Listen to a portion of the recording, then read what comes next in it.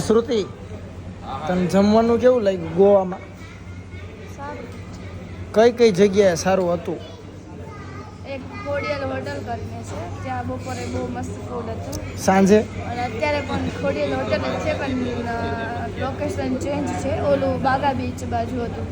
અને આપણે ગયા હતા એ આમ ઓલો કયું બીચ છે? કલંકટ બીચ. કલંકટ બીચ. હા, તે રસ્તામાં આવે. બપોરે ત્યાં મસ્ત હતું અને રાતે અહીંયા અમે લોકો ટેસ્ટ કરીએ છીએ ફૂડ. હવે ખરેખર જમવાનું ગુજરાતી ટેસ્ટ હતો કે નહોતો? અહીંયા ગોવામાં બે જ હોટલ છે. અહીંયા ગુજરાતી હોટલ માટે? કરીને, હા, ગુજરાતી સ્પેશિયલ માટે આ બે જ હોટલ બહુ મસ્ત food. ખરેખર જમવાનું કેવું હતું? લવ ધીસ ફૂડ ગાઈસ. જોઈ લો, આપણી દેશી રોટલી અને અથાણા જોઈ લો. અને આ સબ્જી છે, આ ઢોકળીનું શાક છે. ખરેખર બહુ સારું એવું હતું. તો તમે પણ ગોવા આવો ને, એના ખોડિયાલ હોટલની અંદર જમવાનું અચૂક ભૂલતા બપોરે અથવા સાંજે.